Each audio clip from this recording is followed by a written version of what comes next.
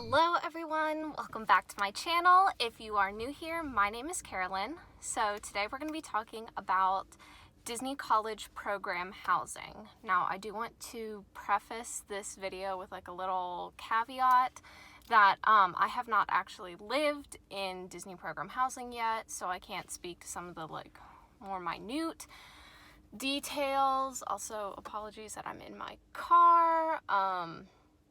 I have some maintenance going on in my apartment, so I thought I'd film this out here.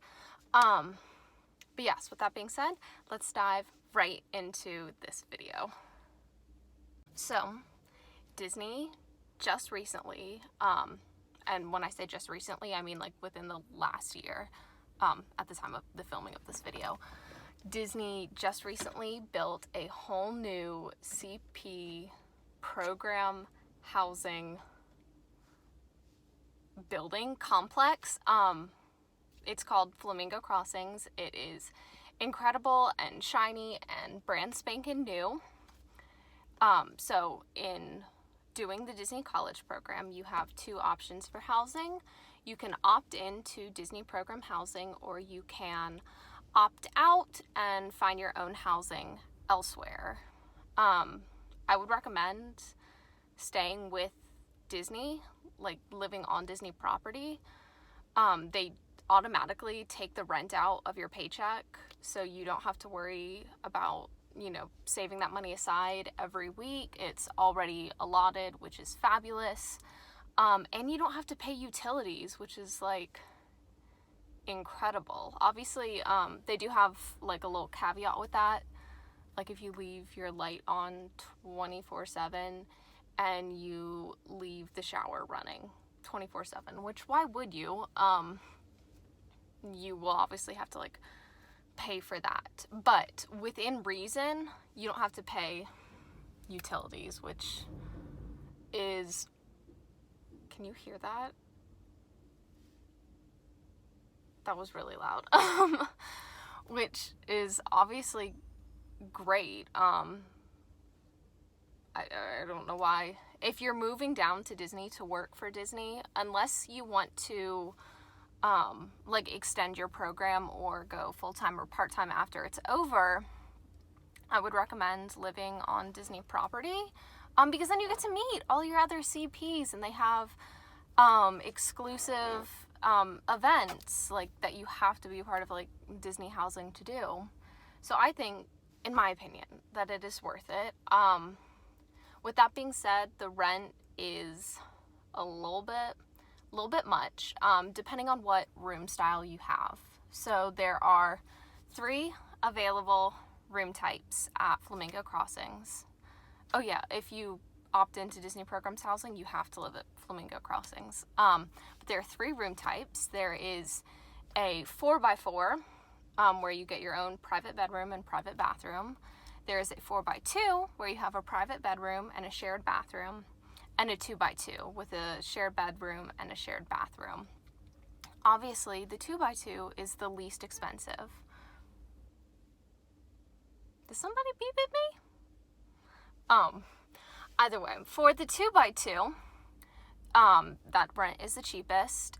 It costs, for the 2022 season, $185 a week, which is not fabulous, but as I said, it gets pulled out of your paycheck, and you're guaranteed at minimum to work 30 hours a week at, I think it was at minimum $13 an hour. I don't remember that exact part. But you more realistically are working like 40 to 50 hours a week. So I wouldn't stress about the rent coming out of your paycheck. You just might have to not buy as many souvenirs all at once, which I'm all for buying souvenirs, but do I need to buy them all my first week there? Probably not. What is going on with my hair? The 4x2 is the middle of the road rent option. That was $205 out of your paycheck every week. And the 4x4, the most expensive for obvious reasons, is $225 a week. Now, those rent numbers are for the 2022 rent season. They may have gone up. Depending on when you're watching this video, they may have gone up or may have gone down since then. But at the moment, the rates are $185, $205, and $225. Now, you get to indicate interest. You get to say, hey, I'd really like to live in the 4x2. But it's not a guarantee that you will get to live in the 4x2. I can't decide if there's someone in the car next to me. This might have just gotten really awkward. But, so you get to tell Disney, like, hey,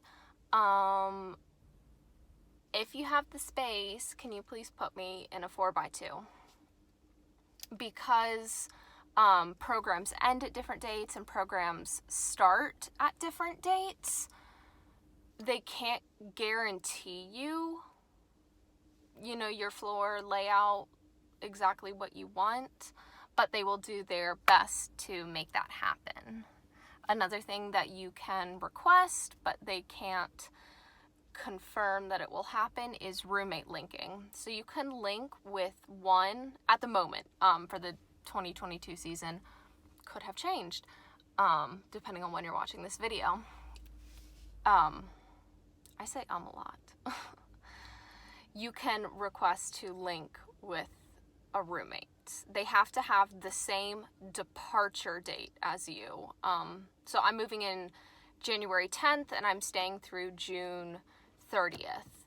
I could link with a roommate who doesn't start until January 18th. I know that's another start date option, so long as they also move out on June 30th, which that surprises me. You'd think you'd have to link with them if they have the same move-in date as you, but no, they have to have the same move-out date.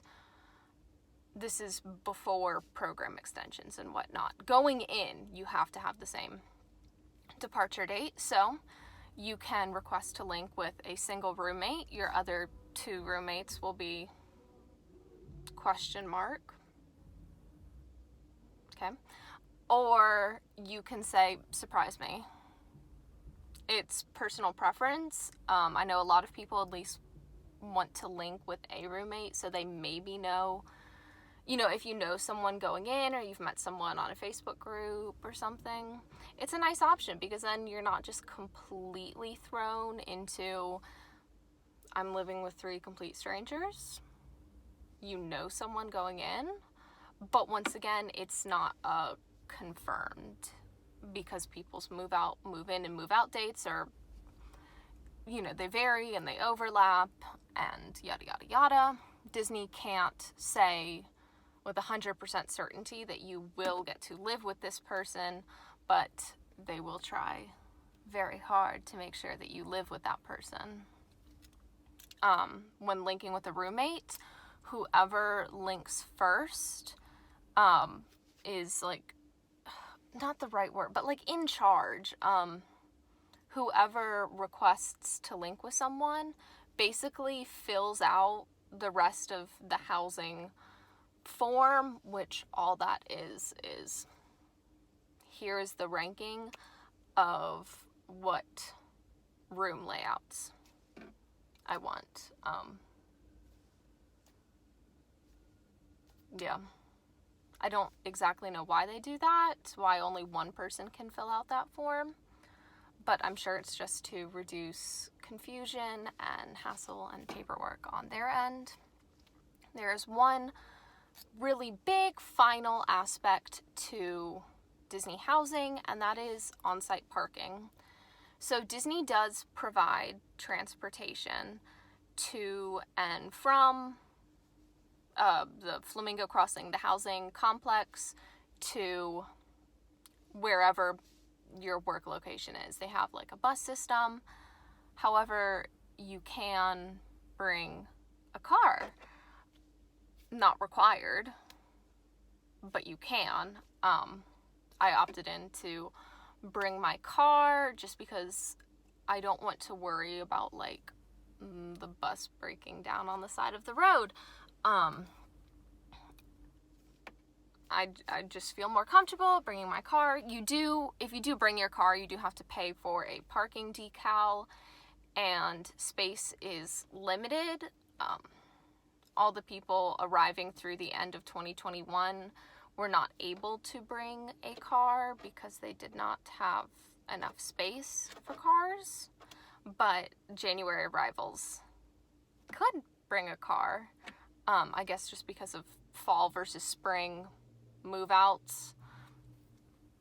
I cannot say why Disney does things. All I know is that Disney does things. So about a month before, not a month, 2 months, they say 30 to 60 days, so it could be a month.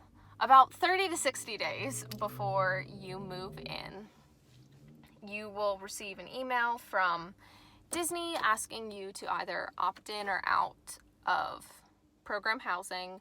And then if you opt in, are you bringing a car? Cool. What's all the details about that car? Do you want to link with someone? Sure, go ahead. Go link with someone. Do you want to... No, that's the last do you want to. Here's the room rates. Are you receptive to these? You have to say yes. If you're opting into Disney housing, you have to say yes. I understand that it will come out of my paycheck. All the background for me stuff. And then, you send that information out. They'll do their very best to work with it. About 10 to 20 days before you move in, you will receive your itinerary and all your new hire paperwork, yada, yada, yada. And in that, it won't tell you exactly what room you're in. I won't know that I'm in building 4, room 702. I have no idea how that works. It's a totally made up number, just for context. But you will be told that, hey, you're living in a 4x2. And the reason that is important is depending on if you're living in a 2x2 or a 4-bedroom, that changes the size of your bed. So if you're living in a 2x2, you have a twin XL. And if you're living in one of the 4x2 or 4x4s, you have a full XL bed, which I didn't know that a full XL was a thing. So you will know what style of room you're living in. You just won't know specifically what room you live in until you get there. And that is it. That is all the information I have about Disney program housing. They have most of it available on their website, the Disney Programs website. They have all kinds of information. They have FAQs, so if you're curious, go check out the Disney Programs website. The only things they don't really have on there vary from program to program. So can you bring your car? Can you link with a roommate? And what are the specific room rates? So I hope this video helped in some way. I'm probably going to do a part 2 to this video at some point once I actually get to move down. Yay! That's coming up in a month and a half and I'm dying, but it's fine. So if you have any questions, you can drop them in the comment box down below. I will answer all that I can. Or check out the Disney Programs website, specifically the housing. They link to the Flamingo Crossings website. It's fabulous. Yeah. If you liked it, feel free to give it a thumbs up, subscribe down below. I will hopefully be making more videos as I slowly get closer to Disney, so I'm sorry for the very weird the very weird schedule and lack of content right now. I will be filling it up. Hope this answered all your questions, and I hope to see you all again soon. Bye!